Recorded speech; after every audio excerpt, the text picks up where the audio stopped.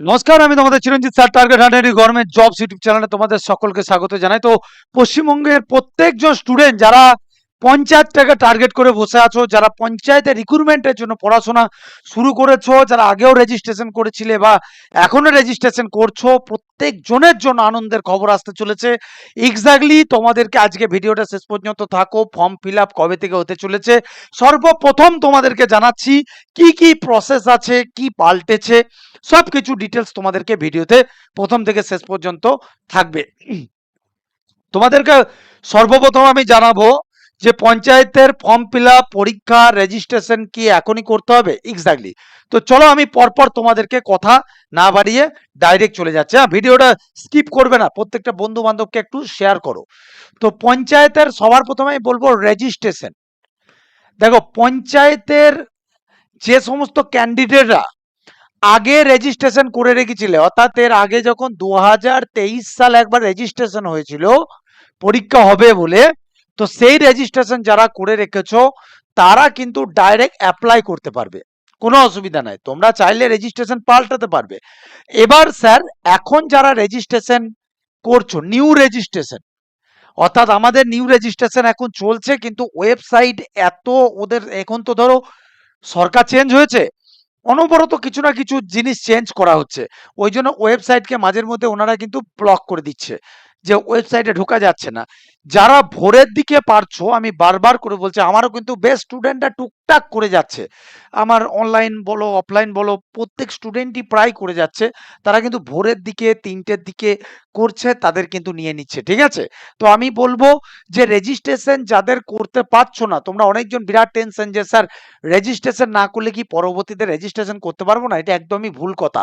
তোমাদের যখন form fill up শুরু হবে, ফর্ম ফিল আপ শুরু হয়ে যাবে,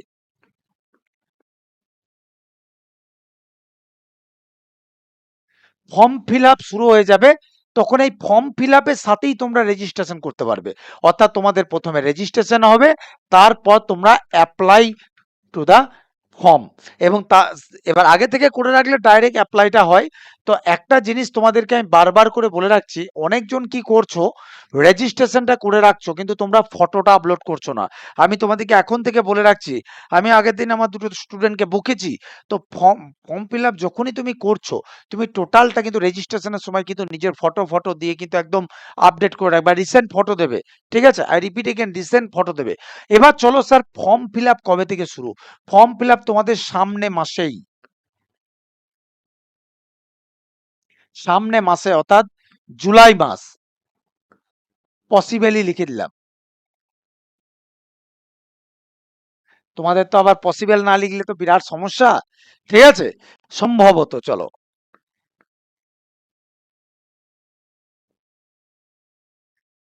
তো সম্ভবত তোমাদের কিন্তু সামনের মাসে, সম্ভবত মানে ধরে নাও যারা লিজেন তারা বুঝতে পেরে যাবে যে আমি কি, তোমাদের তো বাজেট আছে সামনে 22 তারিখের দিকে। তো বাজেটেও তোমরা দেখতে পেয়ে যাবে এই এর ফর্মের বিষয়ে।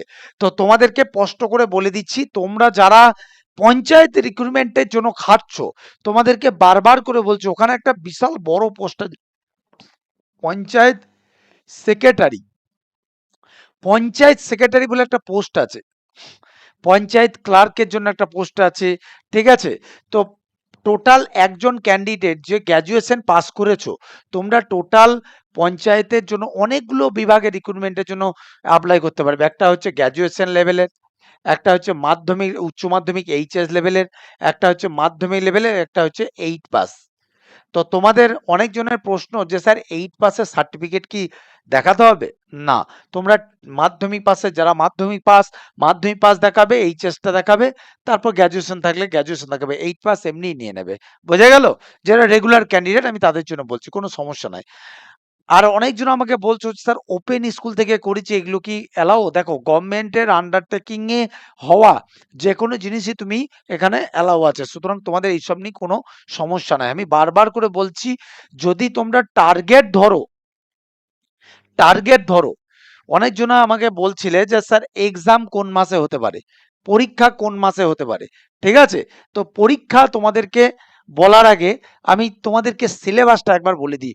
ভিডিওটা কিন্তু দেখো, তোমাদের জন্য জেনুইন তথ্য, ফালতু কথা লোকের মতোই ভিউ বাড়ানোর জন্য আসি না, ঠিক আছে? যেটা জেনুইন তথ্য, যেটা জানি সেটা তোমাদের বলে দিচ্ছি। এইরকম একটা জিনিস বাংলা, ইংরাজি, গণিত, কিন্তু এই জায়গাটা তোমাদেরকে বলি, এখানে যে 85 নম্বরটা, এটা একটু পরিবর্তন হতে চলেছে, ঠিক আছে? এই যে 85 নম্বর যেটা তোমরা দেখতে পাচ্ছ, এই 85টা কিন্তু তোমাদের 90 নম্বরে এক্সামিনেশন হতে চলেছে সম্ভবত। আবারও বলে দিচ্ছি সম্ভবত, কারণ এই যে গ্রাম উন্নয়ন না, এই পার্টটার জন্য 5 নম্বর যোগ করা হচ্ছে, অর্থাৎ 10+5, আর বাকি ইন্টারভিউর জন্য, তার মানে এক্সাম হচ্ছে 90 নম্বরের আর ইন্টারভিউর জন্য 10 নম্বরে, যতটা আমি জানতে পারছি আমার তথ্যসূত্র থেকে আমি তোমাদেরকে জানিয়ে দিচ্ছি। বোঝা গেল? এবার স্পষ্ট করে তোমাদেরকে বলি, অনেকজন আমাকে বলছিলে স্যার আলাদা আলাদা বিভাগের জন্য কি আলাদা আলাদা পরীক্ষা হবে নাকি একটাই পরীক্ষা হবে? তোমাদেরকে স্পষ্ট করে বলে দিই, প্রত্যেকটা বিভাগের জন্য আলাদা আলাদা পরীক্ষা হবে। এবং অনেকজন বলছিলে যে স্যার জোনাল কি জোন আলাদা আলাদা পরীক্ষা হবে? এ কি ছেলে খেলা নাকি? এগুলো কারা এইসব কথা বলে তোমাদেরকে যে আলাদা আলাদা ডিস্ট্রিক্ট আলাদা আলাদা পরীক্ষা হবে? তাই হয় নাকি? একটাই পরীক্ষা হবে, একটাই রিক্রুটমেন্ট, পঞ্চায়েত রিক্রুটমেন্ট বোর্ডের মাধ্যমে একটাই এক্সামিনেশন হবে, যেরকম পুলিশ হয় বা আদার্স পিএসসি হয়, সেইভাবে পঞ্চায়েত রিক্রুটমেন্টের মাধ্যমে একটাই পরীক্ষা হবে, এবং যারা তোমার তার মধ্যে যারা মেরিটে পাবে তারা চাকরিটা পেয়ে যাবে। কিন্তু স্পষ্ট করে বলে দিচ্ছি, তোমাদের এখানের বাংলা, আবগারি বাংলা, ইংরাজি, অঙ্ক, টোটাল মিলে যে 90 নাম্বারে তোমাদের এই স্কোর মার্কস, তোমাদের টোটাল টাইরেক এই 90 এ 80+। আমি কিন্তু এখন থেকে বলে দিচ্ছি, যদি বলো স্যার অ্যাপ্লিকেশন কতগুলো হতে পারে, তোমাদেরকে প্রথমেই জানাই 5 বছরে কিন্তু ছাড় দিচ্ছে। সুতরাং যারা 18 থেকে 45 জেনারেল কাস্ট, 18 থেকে 45 বছর পর্যন্ত প্রত্যেকটা স্টুডেন্ট কিন্তু এটা অ্যাপ্লাই করতে পারবে, ঠিক আছে? তো আমার কাছে এইরকম স্টুডেন্টও আছে যে স্টুডেন্টও পড়ে, স্টুডেন্টের মাও বলছে স্যার আমিও পড়বো আপনার কাছে। তো যাই হোক, সেটা পরের কথা। তো এইটুকু তোমাদেরকে বলবো যে দেখো, সবাই কিন্তু উঠে পড়ে লেগেছে। তুমি ভাবছো যে মনে হয় তুমি পড়ছো বা তুমি একটু বসে আছো, লেগে যাও, নাহলে চাকরি হবে না। আমি বলে দেবো 80+ না পেলে, আরে বাবা এতদিন পড়াচ্ছি, 15 বছর পড়াচ্ছি, তো 80+ না পেলে চাকরি হবে না, সিরিয়াস হবে না। জেনারেল কাস্ট কথা বলছি। 18 থেকে 45 যারা কাস্টে আছে তারা তো প্রায় 50 বছর অবধি অ্যাপ্লাই করতে পারবে। বুঝতে পেরেছো? সুতরাং ধরে নিতে পারো, খুব কম করেও যদি অ্যাপ্লিকেশন জমা হয়, তাহলে খুব কম করে তোমাদের তোমাদের মধ্যে কত জানি না, 30 লক্ষ অ্যাপ্লিকেশন জমা হয়ে যাবে। 30 লাখের কাছাকাছি অ্যাপ্লিকেশন জমা পড়বে। মিলিয়ে রেখো কথাটা। 30 লাখের কাছাকাছি অ্যাপ্লিকেশন জমা পড়বে। যেহেতু 5 বছরের ছাড় দিচ্ছে, সেহেতু সবাই লাগবে উঠে পড়া। যেহেতু ধরো পয়সা লাগবে না, না? ফর্ম ফিল আপে তো কোনো পয়সা লাগবে না। 30 লক্ষ ক্যান্ডিডেট থেকে 11,000 প্লাস লোক সিলেক্টেড হবে। এবার তোমাকে তোমার চাকরিটা সিকিউর করতে হবে। ভাই প্লাটিনাম জব। সত্যিই খুব ভালো জব। আর তোমাদেরকে তো বলেই দিয়েছি যে এই 11,000-এর মধ্যে প্রায় 2,000 প্লাস টার্গেট কিন্তু আমি রাখছি। যে আমার স্টুডেন্ট কিন্তু 2,000 প্লাস এই টোটাল আউট অফ 11,000-এর মধ্যে থাকবে। এটা আশা রাখছি। এবার তুমি যদি মনে করো যে না, চিরঞ্জিত স্যার বেস্ট হবে, তাহলে ডেফিনেটলি তুমি আমার কাছেও অ্যাডমিশন নিতে পারো। বাংলা সিলেবাসটা একটু স্ক্রিনশট মেরে নাও, ঠিক আছে? যাদের কাছে নেই একটু দেখে নাও। আমরা কিন্তু অলরেডি আমাদের প্রথম যে ব্যাচ মহারুদ্র, দ্বিতীয় ব্যাচ মহারুদ্র 2.0, এখন দুটো ব্যাচই কিন্তু আমরা একবারে এই বাংলা অনুযায়ী কিন্তু ক্লাস কিন্তু আমরা শুরু করে দিয়েছি, ঠিক আছে? 3 নম্বর ইংরাজি, এইরকম ইংরাজি আছে, দেখে নাও। 4 নম্বরে অঙ্ক, জিকে তোমাদেরকে এখানে একটু লিখে লিখেই দেখিয়ে দিই, কেটো না ভিডিওটা। জিকে যেমন তোমার স্ট্যাটিক জিকে, ঠিক আছে, ইতিহাস, হিস্ট্রি, জিওগ্রাফি, পলিটি, সবই আছে তোমার। শুধু এক্সট্রা গ্রাম উন্নয়ন,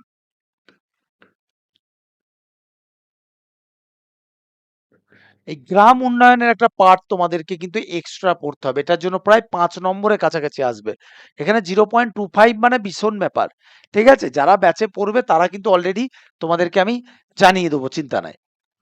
এবার দেখো, যারা মনে করছো যে স্যার আমি আপনার কাছে পড়বো, এইটা সেকেন্ড ব্যাচ কিন্তু অলরেডি পঞ্চায়েত স্পেশাল ব্যাচ কিন্তু আমাদের চালু হয়ে গেছে। একটা 15 জুন থেকে অলরেডি শুরু হয়ে গেছে, তোমরা এটা দেখে নিয়েছো। এই ব্যাচে যারা অ্যাডমিশন হয়েছো ভালো। আর একটা এই ব্যাচটারই পার্ট টু আমি শুরু করে দিচ্ছি। এটা হচ্ছে 20 তারিখ, 20 জুন, ঠিক আছে? তো যারা মনে করছো আমি অ্যাডমিশন ফি একদমই বাড়াইনি, 599 অনলাইনে আছে আর মাসে 130 টাকা বেতন আছে। ঠিক আছে?